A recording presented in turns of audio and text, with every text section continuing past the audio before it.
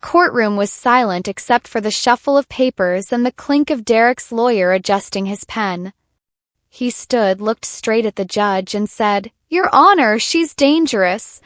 She's emotionally unstable. Even her own sister has a restraining order against her." I stared ahead. My throat tightened, but I didn't flinch. His lawyer glanced at me, then smirked, like the damage was done, like I was already beaten.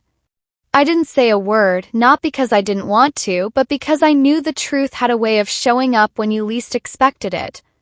And then from the back of the courtroom, a woman's voice rang out, clear, steady. "Actually, I'm her sister, and I have something to say." Every head turned. Even the judge looked stunned. She stepped forward past the benches, past the attorneys, toward the front of the courtroom like she belonged there. It was Naomi.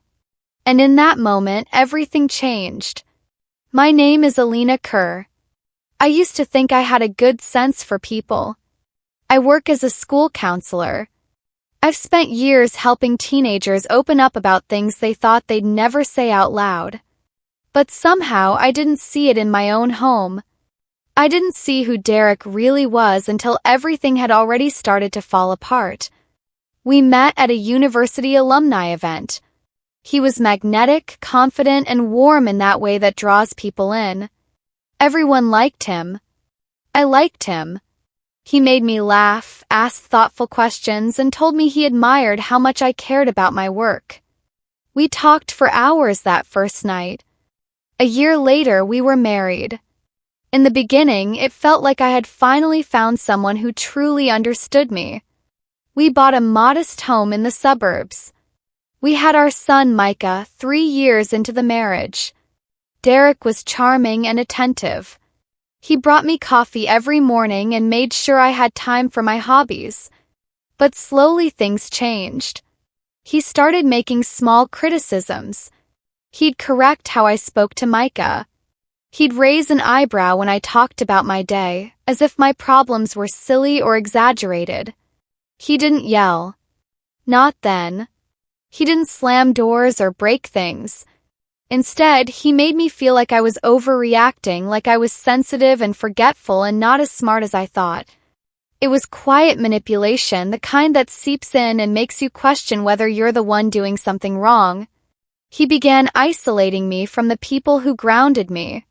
He said my sister Naomi was a bad influence, that she liked to stir up drama and create problems between us. He told me she'd said terrible things behind my back. I believed him. He'd show me messages, out of context screenshots that made Naomi look cruel or jealous. I started pulling away from her. She tried to reach out and I shut her down. I regret that more than anything. Micah was 5 when Derek really started to change. He wasn't just controlling anymore. He was cold. If I disagreed with him, he'd punish me with silence for days. If I cried, he'd call me dramatic. If I tried to set boundaries, he'd make threats. Not loud, obvious ones, but quiet suggestions of what he could take away. "You know, a court would never believe you," he'd say. "I'm stable. I have a good job. You cry over the dishwasher." By the time I realized what was happening, I felt completely alone. I didn't even recognize myself. I wasn't the strong woman I used to be. I was exhausted, unsure, and constantly apologizing for things I couldn't name. I left him after one night when Micah came into our room and asked, "Mommy, why is Daddy so mad at you all the time?" That was my breaking point. I packed a bag while Derek was at work and took Micah to my parents' house. It was the first time I had done something without Derek's approval in years. I expected him to beg for us back to try and explain things. Instead, he went straight to legal threats. He filed for divorce and petitioned for full custody. In his statements, he painted me as unstable, unreliable, and emotionally erratic. He claimed I was dangerous around Micah. He said I had outbursts and that I had alienated myself from my own family, including my sister, who, according to his lawyer, had filed a restraining order against me. That was the first I had heard of it. I sat in court listening to his attorney list off lies, twisting every painful memory into a weapon. My attorney leaned in and whispered, "Do you want to respond to that about your sister?" I said, "No, I didn't want to fight fire with fire. I wanted facts." And the fact was, I hadn't spoken to Naomi in nearly 2 years. Not because I hated her, but because I was convinced she hated me. I had no idea she was even in the courtroom. No idea she'd been following the case or had something to say. But she was there. And when she stood up, everything I thought I understood about what was happening, everything Derek had tried to make the world believe, began to unravel. I had never been in a courtroom before the custody trial. I thought it would be more formal, more rigid. Instead, it felt like a theater where my life was being performed without my permission. And Derek was the one writing the script. He walked in that day looking polished. Crisp suit, clean shave, calm expression. He even smiled at the bafe. If you didn't know him, you'd think he was just a father trying to do what was best for his child. That's what he wanted the judge to believe. That's what he had worked so hard to build. A version of himself that looked credible and safe, and a version of me that didn't. His lawyer, a woman named Clarissa Wynn, had the kind of voice that made everything sound rational even when she was twisting the truth. She stood confidently in front of the judge and began painting a picture I didn't recognize. She said I was emotionally unstable, that I had erratic behavior, and that I was incapable of making calm decisions in the interest of our son. She used words like impulsive, high-rung, and self-isolating. She said I had a pattern of pushing away the people closest to me, and that this included my own family. Then came the moment that took the air out of the room. He turned to the judge and said, "Your Honor, I'd also like to point out that Miss Kerr's own sister has filed a restraining order against her. That should give the court serious pause about her emotional fitness to parent." I froze for a second. I couldn't breathe. My mind raced. Was that true? Had Naomi really gone that far? I tried to remember the last words we exchanged. It was a tense conversation, angry even. But it wasn't violent. There had never been threats, no yelling, just a sad silence that stretched between us after too many misunderstandings and too much interference from Derek. I looked at my attorney. She whispered, "Do you want to respond?" I shook my head. I wasn't sure what was true anymore. I had spent so long in a fog of gaslighting that I didn't trust my own memories. If Naomi had filed something, wouldn't I have known? Wouldn't I have been served? Clarissa continued, calmly flipping through a folder. She didn't offer any proof. She didn't submit a document, just the statement, just the seed of doubt. That was Derek's strategy. He didn't need facts. He needed uncertainty. He needed the judge to look at me and wonder. I sat there quietly, hands folded in my lap, trying to keep my face neutral. I knew every expression I made would be watched. If I showed anger, it would confirm their story. If I cried, it would be seen as weakness. So I stared straight ahead. I kept my breathing steady and tried to block out the sting behind my eyes. Derek watched me the entire time. He didn't flinch when his lawyer lied. He didn't object or correct the statement. He wanted it out there. He wanted the courtroom to believe I had burned every bridge, even the ones he set fire to himself. Naomi had been the last connection I had to the version of me that existed before him. And even though we hadn't spoken in so long, part of me still hoped that if I ever needed her, she'd show up. But as the minutes passed and she didn't appear, I began to accept that maybe he had one. Maybe he had turned her too far against me. The judge asked Clarissa if she had any documentation of the restraining order. She responded carefully. "We are working on obtaining the file, but based on credible information from Mr. Kane, we're confident in the assertion." My attorney objected, stating that no such document had been received, and until it was produced, it shouldn't be considered. The judge nodded but made a note. And just like that, a lie had been spoken into the record. I kept thinking about Micah, about what he would think if he were old enough to understand what was happening. I wondered what he'd remember. Would he remember how hard I tried to keep things gentle and safe? Or would he grow up believing I was the version of me his father had created? I sat in that courtroom surrounded by strangers deciding my future, and I felt more alone than I ever had in my life till I heard the voice. Actually, I'm her sister and I have something to say. The moment Naomi's voice rang out across the courtroom, it was like time cracked open. I hadn't heard her speak in 2 years, and yet I recognized her tone immediately, confident but trembling beneath it. Courtroom shifted, heads turned. The judge raised her eyebrows and leaned slightly forward. "Excuse me," the judge said. "Who are you?" Naomi stepped out from the back row. She wasn't dressed like someone who came to sit quietly. She wore a tailored navy blazer, her hair pulled back. She looked strong. "I'm Naomi Kerr, I'm Alina's sister." Clarissa Wynne looked up startled. She whispered something to Derek, who instantly tensed. "I'm not on the witness list," Naomi said. "But I believe I need to correct the record." The judge looked to the bailiff. Escort her forward. Naomi walked past the rows of seats and up to the front with a composure that made it feel like she belonged there. My heart pounded. I didn't know why she was there. I didn't know if she had come to help me or help him. I hadn't spoken to her since the week Derek accused me of being emotionally abusive and forwarded her private text to me. She never replied when I tried to reach out afterward. I thought she was gone for good. Naomi turned to the judge. "There is no restraining order. I have never filed one against my sister." "That is a lie." Clarissa stood quickly. "Your Honor, we were under the impression." The judge held up her hand. "Let her speak."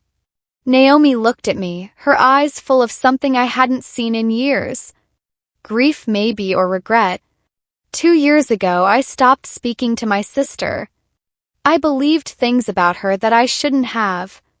I believed things because someone I trusted showed me messages, screenshots, and half-truths that painted her as manipulative. I see now that I was being used. Courtroom had fallen silent.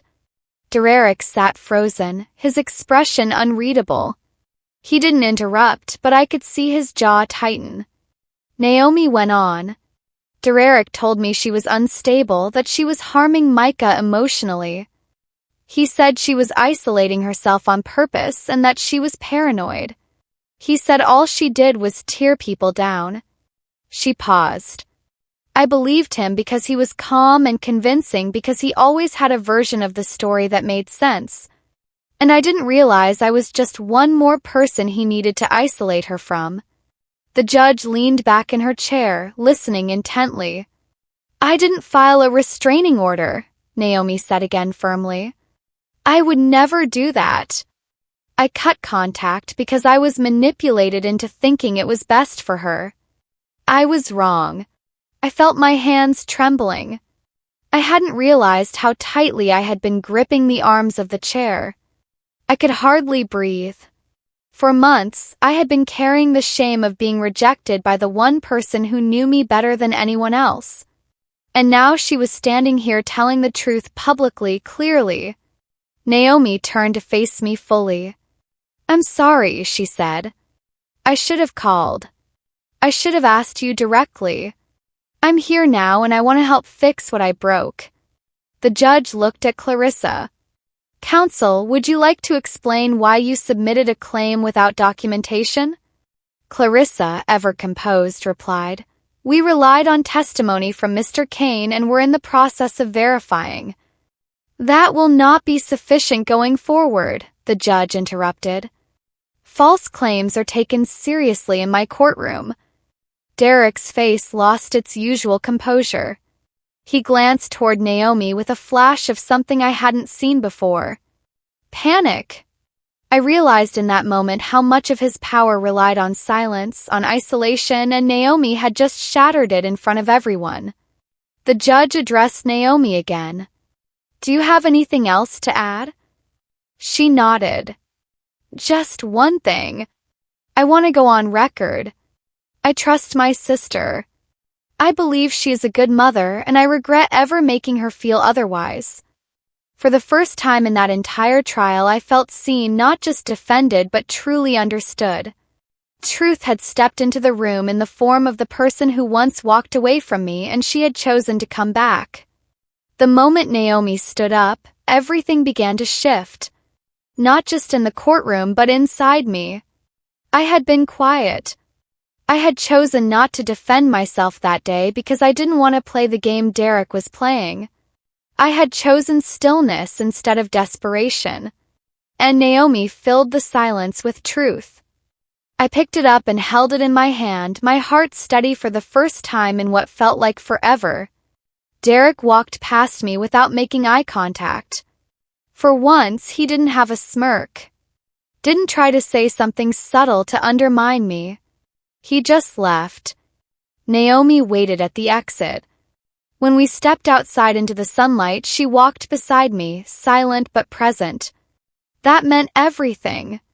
In the courtroom, it had been my name on the documents, my reputation on the line. But it wasn't just my story. It was every woman who has ever been told she's too emotional.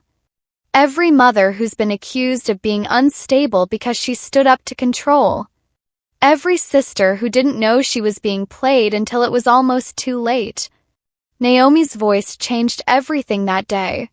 She turned the tide not just in the courtroom but in my heart. The version of me that Derek tried to erase stood up again, stronger, clearer, and no longer alone. After the hearing, I didn't cry right away. I thought I would, but I didn't.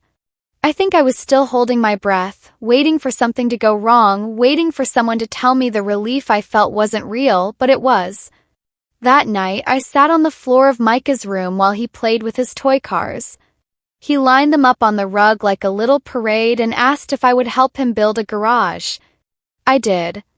We didn't talk about court or his dad or anything heavy. We just played.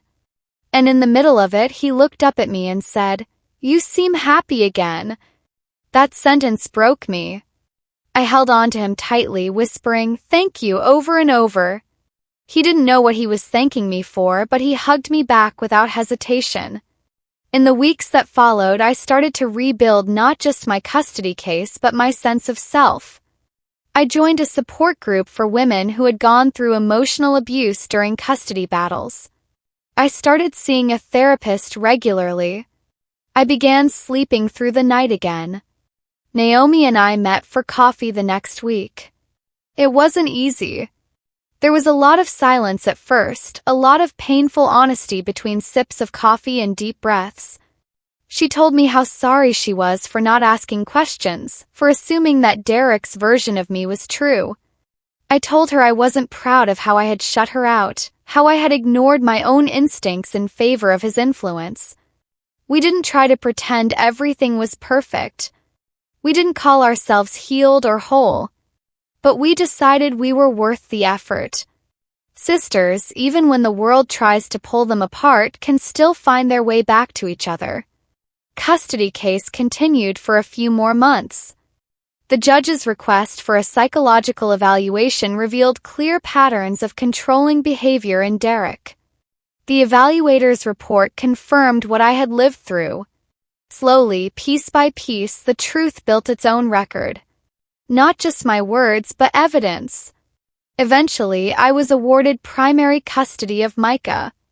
Derek was granted supervised visitation along with a court-ordered parenting class and mandatory counseling. I didn't feel triumphant. This wasn't about revenge or winning. It was about creating a life where my son could feel safe, where I could parent without fear, and where I could breathe without walking on eggshells. If you had told me a year earlier that I would be standing in court accused of being dangerous by the person who once promised to love me, I wouldn't have believed you. If you had told me my sister would be the one to pull the truth into the light, I might have laughed bitterly. But life surprises you in the moments you least expect. Here's what I've learned. Silence is not weakness. Choosing not to defend yourself in the moment doesn't mean you're surrendering. Sometimes it means you're waiting for the truth to walk in beside you. I didn't win that day in court because I shouted louder or fought harder. I won because I stood in who I was. I waited. I trusted that the lies would collapse under their own weight. And they did. If you're watching this and someone has tried to make you feel small, unworthy, or like your voice doesn't matter, I want you to know something. Truth does not need permission to be spoken. It only needs a moment. Sometimes that moment comes from someone else. Sometimes it comes from inside you. But it will come. I'm not just surviving anymore. I'm living. I'm raising my son with peace in our home. I'm rebuilding a relationship with the sister I thought I had lost. And I'm remembering who I was before someone tried to convince me I was someone else. That courtroom tried to decide who I was. But in the end, I decided for myself. Thank you for watching my story. If it spoke to you, if you've ever felt unheard, misjudged, or like someone tried to rewrite your truth, I want you to know you're not alone. Your voice matters. Your story matters. And sometimes the moment you choose to stay quiet is the most powerful thing you can do. If this video moved you, please like it, share it with someone who needs to hear it, and leave a comment below. I'd love to hear your story, your thoughts, or even just a simple "I'm still standing," because that alone is enough.